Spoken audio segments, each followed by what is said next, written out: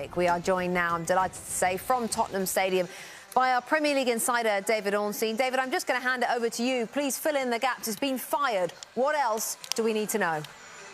Yeah, Ole Gunnar Solskjaer is gone now from Manchester United. It was a decision that was taken on Saturday evening UK time. We were all up round the clock, so apologies if I've got bags under my eyes, but they were talking this through. The end, though, was nigh. Ole Gunnar Solskjaer pretty much knew when his team was so thoroughly beaten at Watford yesterday that he was going to be sacked. He, as I understand it, had been warned that he needed to produce a performance and/or a result at Watford if he was going to hang on to his job. They gave him the international break to see if he could produce a turnaround just after it, but it wasn't the case. Not only was the performance terrible, but the result was really damaging as well. And I've spoken to people around the club who say that in the aftermath of that defeat, he said his goodbyes to players. Now, those players weren't entirely sure if that meant goodbye for the night or goodbye for his tenure, and it proves to be for his tenure. He went into Carrington United's training ground this morning. We understand that he is actually still there, probably just putting the finishing touches to all the termination agreements, and he will be gone. And it leaves now Michael Carrick, his assistant, a former Manchester United and England player, in charge for the coming weeks, and we'll come on in a little bit to talk about what they might do after. It brings to an end a tumultuous reign, a real roller coaster for Ole Gunnar Solskjaer. Many felt that he should never have been given the job in the first place. He was only an interim in December 2018 when he came in, and he did enough to earn himself the job on a permanent basis. Memorably, that away win in the Champions League to Paris Saint-Germain. I think Manchester United's board were caught on a tidal wave of euphoria because initially they said they wanted to conduct a full and thorough recruitment process. They didn't. They gave it to the club legend. And at times he rewarded them. He's improved their Premier League finish each season. He's led them to, I think, 4 semi-finals of cup competitions. He got them to the Europa League final just last season, but they lost that to Villarreal, a match they really should have won. By which point he was already on that permanent contract. He then got another contract in July, which was the ultimate sign that United were building around him. It took him until 2024 with the option of a further year. His assistant, Mike Phelan, got a new deal as well. The other assistants were in talks over new contracts themselves, and crucially they had backed him in the transfer market with the signings of Rafael Varane, Jadon Sancho, and crucially Cristiano Ronaldo. But I don't know how much strategy was behind those deals, especially Cristiano Ronaldo. Was it just a plaything for the owners? And that's where the scrutiny will come now. The Glazer family, the hierarchy, Ed Woodward, Matt Judge, Richard Arnold, and others in that small sanctum that is leading the biggest club, in their opinion, in world football. They've fallen so far behind their own standards, so far behind the rivals that they want to be competing with. Look at the managers that those clubs have appointed, and then look at Manchester United's. Ole Gunnar Solskjaer had failed at Cardiff. He had managed Mulder, and he had won no trophies in his time at Manchester United. They've not won a trophy full stop since 2017.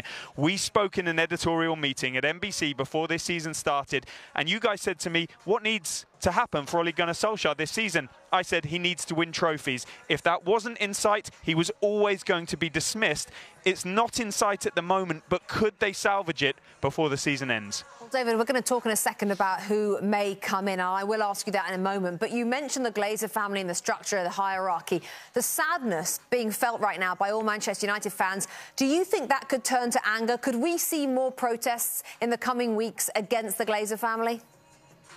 Well, the protests were pretty much as high as they could have been previously around the European Super League attempts that Manchester United, as we understand it, were at the forefront of. The resentment from the Manchester United fan base, in the majority, I would say, towards the Glazer family dates back to their takeover in 2005, which was debt leveraged.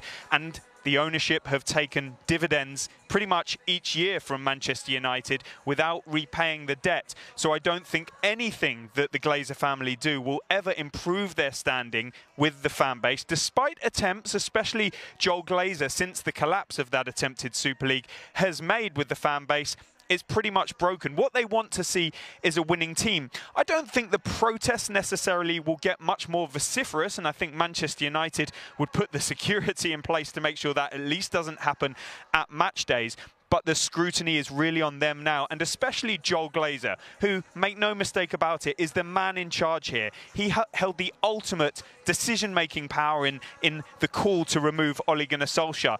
Ed Woodward is meant to be leaving. He is their lieutenant on the ground here. That was announced in the spring. He's meant to be leaving at the end of the year. We haven't heard that for sure, and we haven't heard anything about his replacement, who we think will be Richard Arnold. So it's a particularly delicate time, and the Manchester United fan base, their investors, will not take much more of this mediocrity. Yes, their revenues have been increasing, and so if that's the Glazers' focus, then they'll be satisfied. But I think it should really be the football. And when I speak to executives at fellow Premier League clubs, at rivals, they see a structure at Manchester United that may have improved in the last couple of years, but it's not at the elite level of your Liverpools, Manchester Cities, Chelsea, Bayern Munich, Real Madrid, Juventuses, and so on. And that's the top table that United want to be focusing on. So if we throw it over to candidates, well, who knows? They've got to do an interim. They've said they'll do an interim, and I'm not sure that's the right idea until the end of the season. But then comes the big decision next summer, and it needs to be a world-class manager.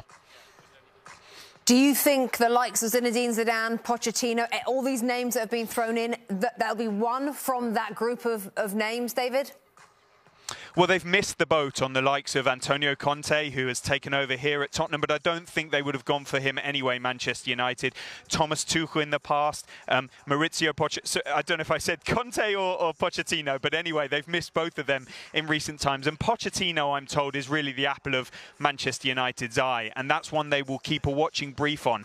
We don't know how happy he is at Paris Saint-Germain. Could he be got out of there in the summer and brought to Old Trafford? He is bringing his Paris Saint-Germain team to the Northwest this coming week in the Champions League. I don't know if they'll be able to talk to him on that occasion. There are others in world management, like Erik ten Hag is doing a great job at Ajax. And we're hearing sort of some rumours developing around Luis Enrique, who of course did so well with Barcelona and is now the Spain manager. Interim solutions, Rebecca, I just don't know what they plan to do with that. And I think it could end up just being Michael Carrick until the end of the season. But why say we're going to go for an interim solution? Why not say we're putting Michael Carrick in charge and we'll conduct a thorough recruitment process? I think they've left themselves a bit of a hostage to fortune there. And that, again, points towards a Manchester United that maybe doesn't really know its identity and its structure, and they'll be desperate to claw that back. They may lean on the likes of Sir Alex Ferguson once again, because they are desperate to get back to the halcyon days of Ferguson. But one thing I think they need is a top-to-bottom rebuild. They need to start from scratch, identify the right candidates, and build at every single level of the club. But the Glazers and the powerful people below them, they need to relinquish some power to the person they appoint. Until this point, they haven't wanted to do that. That's why Ole Gunnar Solskjaer was perfect, because he didn't challenge their authority. Something needs to change, and in the summer, whether it's a Zidane, whether it's an Enrique, whether it's a Pochettino, they need to back their man, and that man will need to bring Manchester United back to the top of world football. Otherwise, there will be trouble. Incredible stuff, as always, from our Premier League insider, David Ornstein.